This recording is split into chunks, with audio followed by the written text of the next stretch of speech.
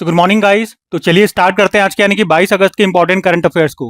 और आज का पहला इंपॉर्टेंट प्रश्न ये रहा आपके सामने कि अभी हाल ही में भारत का पहला एआई पेमेंट फाउंडेशन मॉडल जिसका नाम है वल्कन, अभी इसको किसने लॉन्च किया? तो आंसर होगा रोजर पे ने। तो रोजर पे ने अभी वल्कन नाम का एक एआई मॉडल लॉन्च किया है और इसे भारत का पहला एआई पेमेंट फाउंडेशन मॉडल बताया गया है। तो वल्कन क्या है? ये ऑनलाइन पेमेंट को ज्यादा सुरक्षित और सफल बनाने वाला एक एआई सिस्टम है।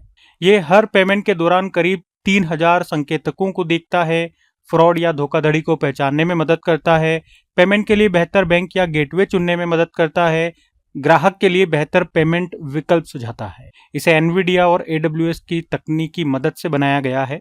तो अगर एक लाइन में आप याद रखो तो वल्कन क्या है? पेमेंट को सुरक्षित और सफल बनाने वाला एक एआई सिस्टम है जिसको लॉन्च किया है रोजर पे ने। रोजर पे आप जानते ही हो, ये भारत की एक प्रमुख फिनटेक कंपनी है जो बिजनेसेस को ऑनलाइन पेमेंट्स लेने और फाइनेंशियल सर्विसेज मैनेज करने की सुविधा देता है। स्थापना इसकी हुई थी 2014 में। इसका मुख्यालय आपको बेंगलुरु कर्नाटक में मिलेगा। अब ये एआई से संबंधित प्रश्न है। एआई यानी कि आर्टिफिशियल इंटेलिजेंस। अब इसी से संबंधित कुछ और प्रश्न आपको रिवाइज करवाते हैं। दो बातें जरूर पहले याद रखना। एआई का गॉडफादर कहा जाता है जेफरी हिंटन को और एआई का फादर जॉन मैकार्थी को कहा जाता है। अच्छा, बात करें गुजरात ने इंडियन एआई रिसर्च ऑर्गेनाइजेशन की स्थापना की अभी घोषणा की है। कहां पर? गुजरात के गिफ्ट सिटी में। और ये देश का पहला राष्ट्रीय स्तर का एआई रिसर्च संस्थान होगा जिसे पीपीपी मॉडल पर बनाया जाएगा। भारत का पहला सरकारी एआई आधारित क्लिनिक ग्रेटर नोएडा के government institute of medical sciences में खोला गया है और इसमें मदद कर रहा है आईआईटी कानपुर।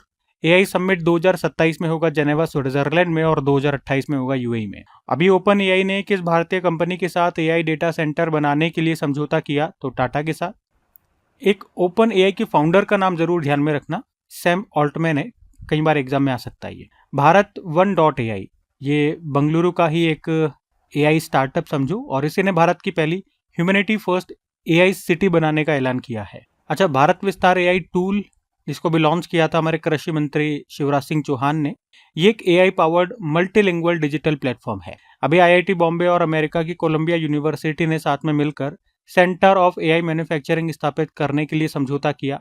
भारत की पहली एआई संचालित कौशल जनगणना जिसका नाम है सक्षम, ये शुरू हुई मुंबई में। सेबी ने भ्रामक पोस्ट की निगरानी के लिए भी कौन सा एआई टूल लॉन्च किया? सुदर्शन।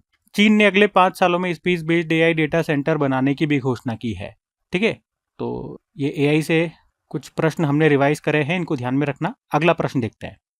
फिर अगले में पूछ रहे हैं अभी हाल ही में किस राज्य के, अच्छा पहले तो इस प्रश्न को इंपॉर्टेंट मार्क कर लेना, इंपॉर्टेंट प्रश्न है ये। क्या है प्रश्न? अभी किस राज्य के सुमेर सिंह भाटी को मंगोलिया में रेजलैंड रिस्टोरेशन अवार्ड 2026 से सम्मानित किया गया? तो सही उत्तर होगा ये है राजस्थान के। राजस्थान में भी कहा? जैसलमेर के रहने वाले हैं सुमेर सिंह भाटी। पशुपालक है और अभी पर्यावरण संरक्षण के लिए उन्होंने जो काम किए उसी के लिए अभी इनको मंगोलिया में रेंजलैंड रिस्टोरेशन अवार्ड 2026 से सम्मानित किया है। ये पुरस्कार उन्हें चारागाह, ओरण और सामुदायिक प्राकृतिक संसाधनों को बचाने के लिए जो उन्होंने काम किए उसी के लिए इनको ये सम्मान मिला। ऐसे किया क्या उन्होंने ओरण और गोचर भूमि को बचाने के लिए लोगों को साथ लेकर के वो आए, अभियान चलाया। करीब 10,000 हेक्टेयर सामुदायिक चारागाह भूमि के संरक्षण से वो जुड़े। उन्होंने जैसलमेर से जयपुर तक ओरण बचाओ पदयात्रा निकाली। इस अभियान में लगभग 20 गांव के लोग जुड़े। उन्होंने केवल चारागाह ही नहीं बल्कि तालाब और जल स्रोतों को बचाने पर भी जोर दिया और उनके इस काम से हजारों पशुपालक परिवारों और उनके पशुधन की आजीविका को फायदा मिला है। अच्छा, ओरण का क्या मतलब हो गया? तो गांव के लोग जिस प्राकृतिक जमीन को पशुओं के चरने, पेड़ पौधों और वन्यजीवों को बचाने तथा पानी के संरक्षण के लिए सामुदायिक रूप से सुरक्षित रखते हैं उसी को ओरण कहा जाता है। ग्रासलैंड आप समझो अगर एक शब्द में मैं समझाने की कोशिश। बाकी रेंजलैंड क्या होता है? तो रेंजलैंड वही चीज हो गई, ऐसी प्राकृतिक जमीन जहां घास, झाड़ियां और दूसरी प्राकृतिक वनस्पतियां होती है जहां पशु चराई करते हैं। अच्छा, रेंजलैंड को बचाना क्यों जरूरी है? क्योंकि एक तो यहाँ पे पशुओं के लिए चारा मिलता है, मिट्टी और पानी का संरक्षण होता है, जैव विविधता बचती है, पशुपालकों की आजीविका चलती है इसी से, और भूमि क्षरण और जलवायु परिवर्तन के प्रभाव को कम करने में मदद मिलती है। ठीक है, ये तो थोड़ा सा डिटेल में हो गया। आपको जो याद रखना है वो 2 लाइन याद रखनी है। एक तो अवार्ड कौन सा है? रेंजलैंड रिस्टोरेशन अवार्ड 2026, जो कहाँ पर दिया गया? मंगोलिया में। किसे दिया गया? सुमेर सिंह भाटी को, जो पशुपालक हैं। कहाँ से बिलोंग करते हैं? राजस्थान में। राजस्थान में भी कहाँ से? राजस्थान के जैसलमेर के रहने वाले। ठीक है, इतना सा याद रखना है। जो पॉइंट्स मैंने आपको बताया वो ध्यान रखना। अब इंपॉर्टेंट अवार्ड है तो कुछ और इंपॉर्टेंट अवार्ड्स मैं आपको रिवाइज कराता हूँ। अगर बात करें एबेल पुरस्कार 2026 अभी दिया गया था ग्रेट फाल्टिंग को, जर्मनी के प्रसिद्ध गणितज्ञ हैं। रंगमंच में उत्कृष्टता के लिए 2026 का मेटा लाइफ टाइम अचीवमेंट पुरस्कार से सम्मानित किया गया अमोल पालेकर को। 2025 के लिए जो 60वां ज्ञानपीठ पुरस्कार मिला है आर वेरामुथु को मिला है, तमिल भाषा के लेखक हैं।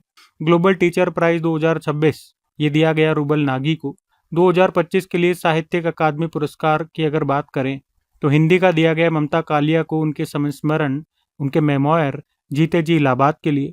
अंग्रेजी का नवतेज सरना को दिया गया उनके नॉवल क्रिम्सन स्प्रिंग के लिए। और राजस्थानी में जितेंद्र कुमार सोनी को दिया गया उनके कहानी संग्रह भारखमा के लिए। बाकी उसके अलावा अभी 2026 का जो प्रतिष्ठित संगीत कलानिधि पुरस्कार है ये दिया गया वीणा वादक जयंती कुमार रेश को। और नृत्य कलानिधि पुरस्कार मिला है नरेंद्र जी को, जिनका संबंध है भरतनाट्यम से। सरस्वती सम्मान 2025 दिया गया राम कुमार मुखोपाध्याय को, ये एक बांग्ला लेखक हैं। उनकी कृति हरा पार्वती कथा के लिए, जो कि एक बांग्ला उपन्यास है। कुछ और पुरस्कार भी हैं, जैसे अभी 2026 का जो लोकमान्य तिलक राष्ट्र पुरस्कार है ये दिया गया अजीत डोभाल को, जो आप जानते हो हमारे राष्ट्र सुरक्षा सलाहकार है, नेशनल सिक्योरिटी एडवाइजर। अच्छा, 2026 का जो भी फील्ड मेडल पुरस्कार की घोषणा हुई थी, जिसे गणित का नोबेल पुरस्कार भी कहते हैं, 4 लोगों को दिया गया है। वैसे इसमें एक भी भारतीय नहीं है, सारे विदेशी हैं, लेकिन इसमें खास बात है कि एक महिला है, होंग वोंग, चाइना से हैं। इस पुरस्कार को पाने वाली वो अब तक की तीसरी महिला है। ठीक है, बाकी सारे नाम आप चाहो तो रीड कर सकते हो। बाकी और इम्पोर्टेंट अवार्ड हैं आगे, जैसे रोमानिया की राजधानी बुखारेस्ट में भारत की जो राष्ट्रपति द्रौपदी मुर्मू जी, इनको डॉक्टर होनोरिस कॉसा यानी कि मानद डॉक्टरेट से सम्मानित किया गया। प्रसिद्ध भारतीय लेखक गुरुचरण दास को अभी लाइफ टाइम लिबर्टेरियन अवार्ड से सम्मानित किया गया। ये सम्मान पाने वाले वो पहले भारतीय लेखक बने। उसी तरह से भारतीय वैज्ञानिक हैं प्रोफेसर दीपक धर, इनको 2026 का डिराक मेडल पुरस्कार मिला। ये मेडल जीतने वाले वो दूसरे भारतीय बने हैं। अच्छा, अभी पाकिस्तान ने मुंबई के 2 पारसी डॉक्टर हैं, डॉक्टर जल रतनजी पटेल और डॉक्टर जल धायभूकू, उनको अपने सर्वोच्च नागरिक सम्मान निशान इम्तियाज से सम्मानित करने का फैसला किया। और अभी हमने पढ़ा था कि दक्षिण सूडान में संयुक्त राष्ट्र के शांति मिशन में काम कर रहे 210 भारतीय शांति सैनिकों को अभी संयुक्त राष्ट्र पदक से उनको सम्मानित किया गया। ठीक है, तो ये सब लेटेस्ट अवार्ड्स हैं, ध्यान में रखना, जो हमने रिवाइज करे। अगला प्रश्न देखते हैं। फिर अगले में पूछ रहे हैं, अभी हाल ही में अपील और शिकायत पोर्टल जिसका नाम है ऐप कॉम्स 2.0, अभी इसको किसने लॉन्च किया? तो आंसर होगा केंद्रीय सूचना आयोग ने, सेंट्रल इंफॉर्मेशन कमीशन ने। तो इस पोर्टल का नाम है ऐप कॉम्स 2.0।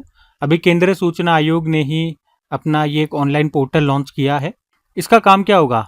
आरटीआई यानी कि सूचना का अधिकार अधिनियम 2005 से जुड़ी दूसरी अपील और शिकायतों को ऑनलाइन तरीके से संभालना। एक्चुअली में ये 2.0 है, मतलब ये इसका सेकंड वर्जन आप कह सकते हो। तो पहला वर्जन कब आया था या पहली बार इसको कब लॉन्च किया गया था? सितंबर 2016 में। और इसके जरिए लोग आरटीआई की दूसरी अपील और शिकायत ऑनलाइन दर्ज कर सकते थे। मामले की सुनवाई की तारीख तय करना, आदेश जारी करना, दस्तावेज अपलोड करना, ये सभी काम ऑनलाइन होते थे। और अब इसका सेकंड वर्जन ये लेकर के आए हैं 2.0। इसमें क्या नया होगा? तो ये पुराने सिस्टम को अपग्रेड और ज़्यादा सुरक्षित करके एक नया संस्करण लेकर के आए हैं 2.0। जब भी कोई नया वर्जन आता है तो ऑब्वियस सी बात है अपग्रेड होकर के आता है और ये उससे ज़्यादा सुरक्षित होगा। तो आरटीआई से जुड़ी दूसरी अपील, मतलब पहली बार आपने आरटीआई लगाया, वहाँ से कुछ आ नहीं रहा है, तो दूसरी बार आप अपील कर रहे हो या शिकायत कर रहे हो, तो उसकी पूरी प्रक्रिया अब ज़्यादा डिजिटल होगी, सुरक्षित होगी, पारदर्शी होगी, यानी कि ट्रांसपेरेंट होगी और ज़्यादा आसान होगी। ठीक है, तो केंद्रीय सूचना आयोग ने लॉन्च किया इसको। पहले केंद्रीय सूचना आयोग की बात करते हैं, फिर कुछ एप्लीकेशन, कुछ पोर्टल वगैरह वाले प्रश्न अभी न्यूज़ में रहे, मैं आपको वो भी रिवाइज कराऊंगा। तो केंद्रीय सूचना आयोग, सेंट्रल इंफॉर्मेशन कमीशन, क्या काम होता है? तो आप कहोगे ये एक ऐसी संस्था है जो ये सुनिश्चित करती है कि लोगों को आरटीआई यानी कि सूचना का अधिकार के माध्यम से सरकारी विभागों से जरूरी जानकारी मिल सके, जिसकी स्थापना होती है अक्टूबर 2005 में। किस कानून के तहत? सूचना का अधिकार अधिनियम 2005। ये एक याद रखना वैधानिक निकाय है, स्टैच्यूटरी बॉडी है। अगर बात करें वर्तमान में हमारे मुख्य सूचना आयुक्त, चीफ इंफॉर्मेशन कमिश्नर कौन है? तो राजकुमार गोयल है। लेकिन अगर पहले जो बने थे सबसे पहले, वो कौन थे? पहले मुख्य सूचना आयुक्त वजाहत हबीबुल्लाह, और इनका कार्यकाल होता है 3 वर्ष या 65 वर्ष आयु, जो भी पहले हो। ठीक है, ये हमने बात करी केंद्र सूचना आयोग। अब पोर्टल वाला प्रश्न है, तो कुछ पोर्टल, कुछ एप्लीकेशंस मैं आपको रिवाइज करवाता हूँ। अभी ई प्राप्ति पोर्टल को लॉन्च किया था ईपीएफओ ने। एम्प्लॉयज़ प्रोविडेंट फंड ऑर्गेनाइजेशन ने, और खुआरल एप्लीकेशन को मिजोरम ने लॉन्च किया।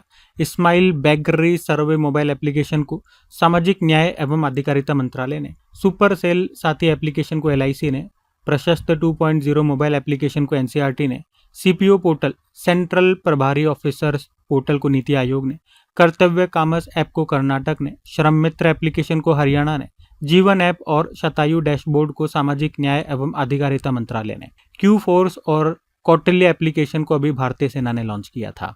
ठीक है, तो ये सब हम पढ़ चुके हैं एक्चुअली में, ध्यान में रखना। अगला प्रश्न देखते हैं। फिर अगले में पूछ रहे हैं, अभी हाल ही में भारत नेपाल की सीमा सुरक्षा और बुनियादी ढांचे पर केंद्रीय संयुक्त कार्य समूह की जो बैठक है कहाँ पर हुई? तो इसका सही उत्तर होगा देहरादून में। तो भारत और नेपाल के बीच सीमा सुरक्षा और सीमा प्रबंधन को लेकर के अभी 20 और 21 तारीख को अभी देहरादून में इनकी 14वीं संयुक्त कार्य समूह की बैठक हुई है।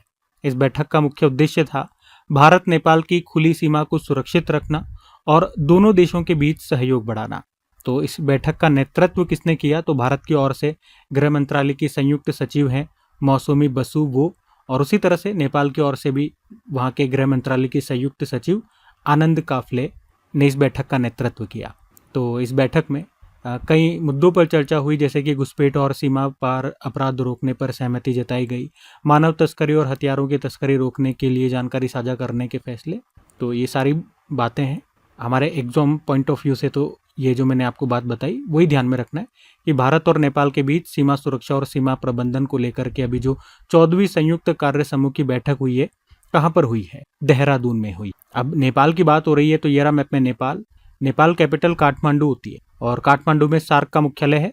करेंसी नेपाली रुपया हो गया। प्रेसिडेंट है रामचंद्र पौडेल। प्रधानमंत्री बालेंद्र शाह है, यहाँ पे सबसे युवा प्रधानमंत्री बने हैं। नेपाल की संसद को संघीय संसद कहते हैं, यानी कि फेडरल पार्लियामेंट। और नेपाल जो है भारत के 5 राज्यों से सीमा लगाता है। आप देख सकते हो मैप में, उत्तराखंड, इधर उत्तर प्रदेश हो गया, ये बिहार हो गया, यहाँ पश्चिम बंगाल, और ये सिक्किम हो गया। कुछ नेपाल के करंट अफेयर्स हम रिवाइज करना चाहें तो नेपाल की अभी पहली ट्रांसजेंडर महिला सांसद बनी थी भूमिका श्रेष्ठ। अभी बिस्किट जात्रा महोत्सव मनाया गया यहाँ। और एक नेपाल की फिल्म है एलिफेंट इन द फॉग, इसने अभी कांस फिल्म फेस्टिवल 2026 में अनसर्टेन रिगार्ड नाम की एक कैटेगरी होती है उसमें जूरी पुरस्कार जीता था। और इस फिल्म के जो डायरेक्टर हैं वो हैं अविनाश विक्रम शाह। और फीफा ने, जो फुटबॉल को रेगुलेट करने वाली बॉडी है, इसने नेपाल के फुटबॉल संगठन को निलंबित कर दिया। नेपाल के ललितपुर में स्थित ज्येष्ठ वर्ण महाविहार, जो कि एक 17वीं सदी का प्राचीन बौद्ध मठ है, अभी यूनेस्को ने इस मठ को यूनेस्को एशिया प्रशांत सांस्कृतिक विरासत संरक्षण पुरस्कार 2025 में अवार्ड ऑफ मेरिट से सम्मानित किया था। और अभी हमने पढ़ा था लेटेस्ट कि भारतीय सेना के जो प्रमुख हैं, कौन? धीरज सेठ, उनको नेपाल देश की सेना का मानद जनरल बनाया गया। वैसे नेपाल में भारतीय राजदूत कौन? एम्बेसडर नवीन श्रीवास्तव हैं। ठीक है, तो ये सब बातें नेपाल से ध्यान रखेंगे। अगला प्रश्न देखते हैं। फिर अगले में पूछ रहे हैं, अभी हाल ही में भारत सिंगापुर मंत्री स्तरीय गोलमेज सम्मेलन का जो 4था संस्करण है वो कहाँ पर हुआ? तो सही उत्तर होगा सिंगापुर में ही हुआ। India Singapore ministerial round table, यानी कि भारत सिंगापुर मंत्री स्तरीय गोलमेज सम्मेलन, ये भारत और सिंगापुर के बीच होने वाली एक उच्च स्तरीय बैठक है जिसमें दोनों देशों के मंत्री मिलकर के आपसी सहयोग और आर्थिक संबंधों पर चर्चा करते हैं। अभी इसका आयोजन हुआ, ये 20 अगस्त को कहाँ पर हुआ? सिंगापुर में है। और ये इसका 4था संस्करण था, इस बार 4th एडिशन था। भारत की ओर से कौन कौन शामिल हुए? तो मुख्य रूप से 4 हमारे मंत्री इसमें शामिल हुए थे, जैसे वित्त मंत्री गई जो है निर्मला सीतारमण, विदेश मंत्री डॉक्टर सुब्रमण्यम जयशंकर जी, वाणिज्य व उद्योग मंत्री पीयूष गोयल, और जो राज्य मंत्री हैं जितेंद्र प्रसाद। तो इस बैठक का उद्देश्य की बात करोगे तो भारत और सिंगापुर के बीच जो रणनीतिक और आर्थिक साझेदारी चल रही है उसकी प्रगति को देखना और आगे सहयोग बढ़ाना। ठीक है, तो मैंने 4 बैठकें अभी तक कहाँ कहाँ हुई है वो सब लिख दिया है, कब कब हुई है। तो अभी जो लेटेस्ट है 2026 वाली सिंगापुर में हुई है, पहली बैठक 2022 में हुई थी नई दिल्ली में। तो आप देख सकते हो ऐसे होती है ये, एक बार वहाँ होगी सिंगापुर में, एक बार यहाँ भारत में नई दिल्ली। अब अगली जो होगी 5वीं बैठक वो भारत में होगी नई दिल्ली में। अब बैठकों से ही संबंधित प्रश्न है, कुछ सम्मेलन कुछ बैठकें हम रिवाइज करते हैं। जैसे कि पूर्वोत्तर परिषद का जो 73वां पूर्ण सत्र हुआ शिलोंग में। लोकसभा स्पीकर जो है ओम बिरला, इन्होंने Commonwealth parliamentary association India region zone 2 conference का उद्घाटन किया, कहाँ? चंडीगढ़ में। सैपलिंग डायलॉग का आयोजन हुआ अहमदाबाद में। विश्व फार्माकोपिया की 16वीं अंतर्राष्ट्रीय बैठक की हुई ब्राजील में। दूसरा पैक्स सिलिका समिट, ये हुआ वॉशिंगटन डीसी में।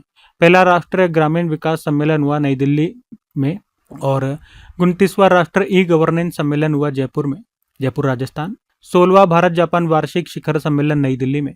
एआई गवर्नेंस पर पहला यूनाइटेड नेशन ग्लोबल डायलॉग का आयोजन हुआ जेनेवा, स्विट्जरलैंड। राष्ट्रीय बाघ संरक्षण प्राधिकरण की 29वीं बैठक हुई कोयम्बटूर, तमिलनाडु। भारतीय वन्यजीव संस्थान wild life institute of India की 28वीं सोसाइटी बैठक अभी हुई कोयम्बटूर में ही। तीसरा भारत टेक्स 2026 हुआ नई दिल्ली में। ये भारत का सबसे बड़ा वैश्विक वस्त्र सम्मेलन है।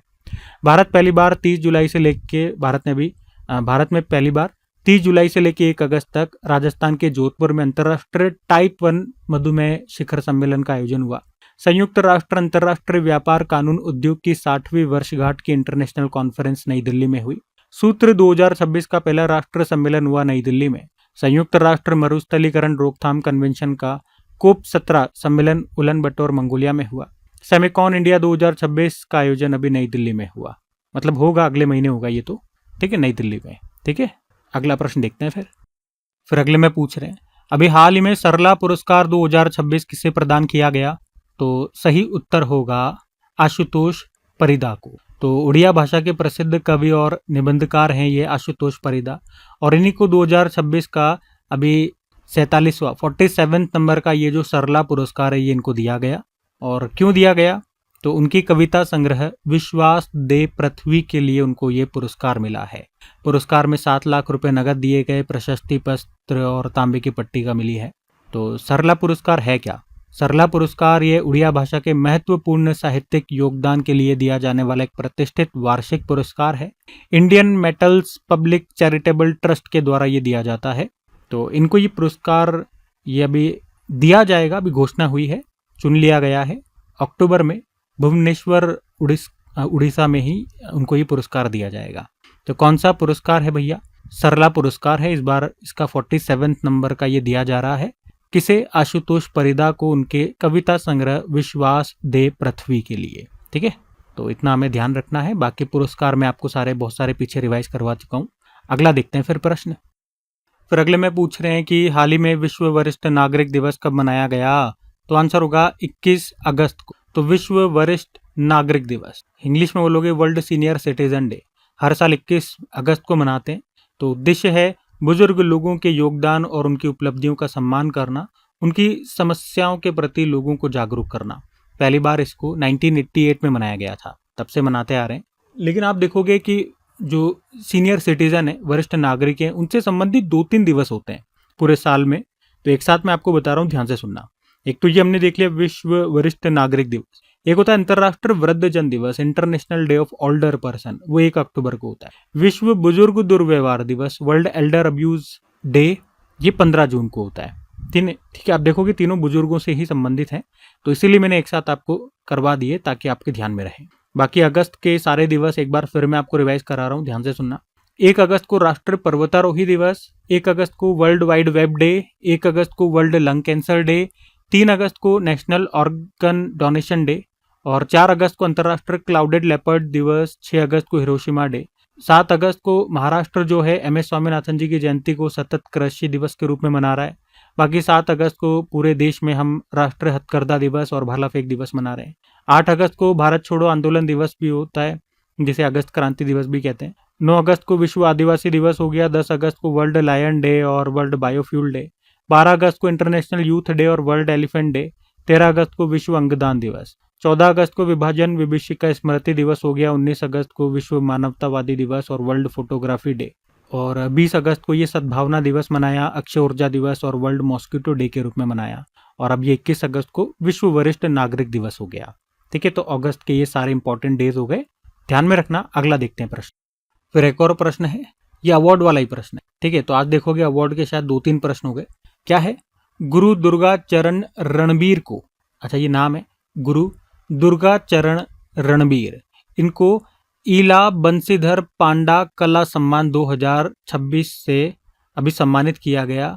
किस क्षेत्र में इनको ये सम्मान मिलेगा? प्रश्न ये है। ठीक है, तो मतलब अवार्ड भी प्रश्न में आ गया। कई बार होता है ना एग्जाम में, आप पढ़ के चल जाते हो क्या, और वो जो पढ़ के गए हो वही प्रश्न में आ जाता है। जो पढ़ा है भैया वही तो प्रश्न में आ गया, उत्तर कुछ और पूछ लेता है। तो वही वाली बात है, इनका क्षेत्र पूछ लिया, किस क्षेत्र में इनको ये पुरस्कार मिलेगा, तो आंसर होगा प्रदर्शन कला।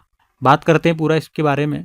तो अभी वर्ष 2026 का जो ये इला बंशीधर पांडा कला सम्मान है, ये अभी 2 प्रसिद्ध कलाकारों को दिया गया है। एक है गुरु दुर्गाचरण रणबीर, ये प्रसिद्ध ओडिसी नृत्य गुरु हैं। जैसे इन्हें पद्मश्री सम्मान भी मिल चुका है, पद्म सम्मान भी पा चुके हैं।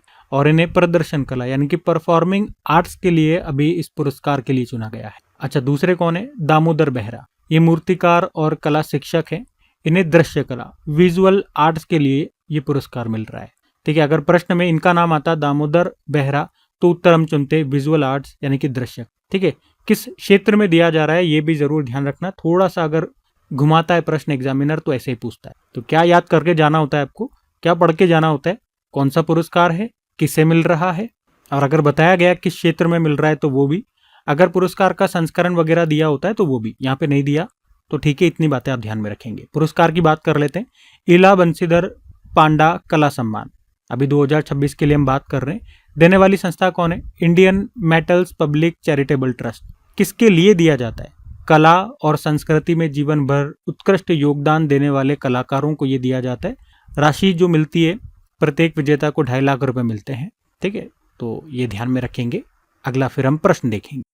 फिर अगले में क्या पूछ रहे हैं कि अभी हाल ही में अजय ए कुमार को भारत का अगला राजदूत किस देश में नियुक्त किया गया?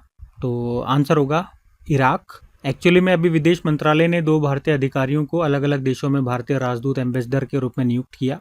एक तो अभी जो हमने प्रश्न में पढ़ा वो नाम तो अजय ए कुमार का है। अभी इराक में उनको भारत का अगला राजदूत बनाया गया। और उनके अलावा सोमेंदु बागची स्विट्जरलैंड में भारत का अगला राजदूत बनाया गया। ये अभी तक इराक में भारत के राजदूत, तो इराक से इनको स्विट्जरलैंड भेज दिया गया। ठीक है, दोनों देश की बात हुई है, दोनों देश में आपको ले चलता हूँ। पहले स्विट्जरलैंड देखो, ये रहा मैप में स्विट्जरलैंड, और कैपिटल बर्न होती है, करेंसी है स्विस फ्रैंक, और प्रेसिडेंट है वियोला एमहर्ड। बाकी इराक की भी बात हो रही है, तो ये रहा मैप में इराक। कैपिटल बगदाद होती है जो कि टाइग्रिस नदी के किनारे है। करेंसी इराक की दिनार हो गया। प्रेसिडेंट है निज़ार रमेदी। प्रधानमंत्री कौन है? अलीफ अली कादेम। ये प्रश्न एक बार आ चुका है एग्जाम में, टाइग्रिस नदी किस देश में बहती है? तो आंसर होगा इराक। और इराक की सबसे बड़ी जो माइनॉरिटी कम्युनिटी है वो कौन सी है? खुर्द है। ठीक है, दोनों प्रश्न आपके एग्जाम में आए हुए हैं तो ध्यान में रखना। अगला देखते हैं हम प्रश्न। फिर देखो अगले में क्या पूछ रहे हैं कि अभी हाल ही में कर्नाटक सरकार ने छात्रों को एआई और कोडिंग की शिक्षा किस कक्षा से शुरू करने की घोषणा की है? तो सही उत्तर होगा कक्षा 6 से। तो अभी कर्नाटक सरकार ने छात्रों को भविष्य की तकनीकी दुनिया के लिए तैयार करने के लिए अभी कक्षा 6 से स्कूलों में कृत्रिम बुद्धिमत्ता यानी कि एआई और कोडिंग की शिक्षा शुरू करने की अभी घोषणा की है, ताकि बच्चे, आजकल देख रहे हो कंप्यूटर का जमाना है, एआई का जमाना है। एआई तो चलो अभी 2-5 साल के अंदर अंदर आया है या बहुत फेमस हो गया, हम लोग जानने लगे। उससे पहले हम कंप्यूटर को जानने लगे थे 2007-8 तक। बहुत कम लोगों को कंप्यूटर देखने को मिलता था स्कूल में, कॉलेज में, या जो पैसे वाले घर वाले लोग होते थे वहीं पर। हर घर में तो अफोर्ड नहीं कर पाते थे, है ना। लेकिन अब हर घर में लगभग कंप्यूटर होता है, लगभग बता रहा हूँ। जैसे कहते हैं ना पहले मोबाइल नहीं थे, अब हर घर में मोबाइल आपको मिल जाएगा। चाहे सब्जी वाला हो, दूध वाला हो, पानीपुरी वाला हो, कोई भी व्यक्ति हो, स्मार्टफोन हर किसी के पास होगा। आज से 10 साल पहले क्या हालत थी, आज क्या हालत है, उसी तरह से अब 10 साल बाद देखोगे क्या हालत होगी। तो बच्चों को उसी तरह से अभी से तैयार करना होगा। तो इसीलिए कर्नाटक सरकार कह रही है कि भैया कक्षा 6 से ही हम बच्चों की एआई और कोडिंग में शिक्षा शुरू कर देंगे, अभी से पढ़ाना चालू कर देंगे। और उसी के लिए अभी 2 प्रमुख योजनाओं को ये लागू कर रहे हैं। एक है एआई अक्षरा अभियान और दूसरी है कोडिंग गुरुकुल। थोड़ा थोड़ा इनके बारे में जाने। तो कोडिंग गुरुकुल में क्या होगा, तो इसके तहत बच्चों के लिए विशेष और मुफ्त कोडिंग कक्षाएं लगाई जाएंगी। बच्चों को छोटी उम्र से ही प्रोग्रामिंग और लॉजिकल थिंकिंग सिखाई जाएगी, कोडिंग वगैरह सिखाया जाएगा। और एआई अक्षरा अभियान में क्या होगा, इसका उद्देश्य होगा बच्चों को एआई यानी कि आर्टिफिशियल इंटेलिजेंस की शुरुआती समझ देना। इससे बच्चे भविष्य में एआई से जुड़ी पढ़ाई और नौकरियों के लिए पहले से तैयार हो पाएंगे। ठीक है, तो कर्नाटक ने अभी इसको शुरू किया। आज मैं आपको कर्नाटक नहीं ले चल रहा हूँ, अभी कल परसों भी हमने कर्नाटक के बारे में बात की थी, शायद कल ही हम कर्नाटक पूरा घूम के आए थे। तो आज इतना ही रखते हैं क्लास को। ये थी आज की हमारी करंट अफेयर्स की क्लास। कमेंट करके ज़रूर बताना सेशन आपको कैसा लगा। अच्छा लगे तो प्लीज़ इसे अपने दोस्तों के साथ में, अपने स्टडी ग्रुप में एक बार शेयर ज़रूर कीजिएगा। वीडियो को लाइक नहीं करा तो लाइक ज़रूर करना, वीडियो को सपोर्ट ज़रूर करना अपना समझ के। बाकी डेली प्रैक्टिस के लिए इसकी मॉक टेस्ट जो होती है, जो क्विज होती है, वो आपको मिल जाता है, पीडीएफ आपको मिल जाती है अपनी क्रैक एग्जाम एप्लीकेशन में, जिसका लिंक नीचे डिस्क्रिप्शन बॉक्स में आपको मिल जाएगा। बाकी चलो अभी कल के करंट अफेयर्स का हम क्विक रिवीजन कर लेते हैं और सेशन एंड करते हैं। फिर अगले में पूछ रहे हैं, हाल ही में PM internship scheme industry award 2026 में ओवरऑल इंडस्ट्री चैंपियन का पुरस्कार किसे मिला? महिंद्रा एंड महिंद्रा लिमिटेड को मिला है। फिर पूछा, विद्यार्थी सहायहस्त योजना की घोषणा किसने की है? कर्नाटक के मुख्यमंत्री डीके शिव कुमार ने। फिर पूछा, टेस्ट क्रिकेट में 100 छक्के लगाने वाले पहले भारतीय बल्लेबाज बन गए हैं कौन? ऋषभ पंत बन गए हैं। राष्ट्रीय महिला आयोग ने महिलाओं के लिए अभी सशक्तिकरण को बढ़ावा देने के लिए यशोदा एआई पहल को शुरू किया, कहाँ? पंजाब में शुरू की। और एम वेंकैया नायडू जो पूर्व हमारे वाइस प्रेसिडेंट रहे, उनकी अभी जीवनी पर आधारित एक हिंदी पुस्तक आई है, उसके लेखक हैं। पहले तो पुस्तक का नाम ध्यान रखना, पुस्तक का नाम क्या है? तो बुक का नाम है जनप्रिय नेता वेंकैया नायडू उदयगिरी से उपराष्ट्रपति तक। और लिखा किसने है? वाई लक्ष्मी प्रसाद ने इसको लिखा है। बांग्लादेश के अभी नए राष्ट्रपति बन चुके हैं, मिर्जा फखरुल इस्लाम आलमगीर इनका नाम है। फिर पूछ रहे हैं, अभी मद्रास हाईकोर्ट ने किस नदी को कानूनी व्यक्ति का दर्जा दिया है? तो थामिर बर्रानी इस नदी का नाम है, तमिलनाडु में है। भारत में अक्षय ऊर्जा दिवस अभी मनाया गया, 20 अगस्त को मनाया भैया। और अभी हाल ही में एक पौधे की प्रजाति खोजी गई है प्रजाति खोजी गई है, जिसका नाम रखा है इम्पेशंस निम्स पुरजई। किसके सम्मान में इसका नाम रखा है? तो ये नेपाली पर्वतारोही है, निर्मल निम्सदाई पुरजा। वैसे इनका निधन हो चुका है इसी साल, तो उन्हीं के नाम पे इसका नाम रखा। और ब्रिक्स युवा परिषद की बैठक और ब्रिक्स युवा शिखर सम्मेलन का आयोजन कहाँ पर किया गया? तो आंसर होगा गांधीनगर, गुजरात में। बाकी चलो अभी कल का भी होमवर्क प्रश्न देख लेते हैं और सेशन एंड करते हैं हम। तो कल पूछा था कि लद्दाख प्रशासन ने कितने धरोहर स्थलों को संरक्षित स्मारक घोषित किया अभी? तो आंसर होगा 23। आप सभी ने प्रश्न का बिल्कुल सही उत्तर दिया। अब ये आज का आपका होमवर्क प्रश्न,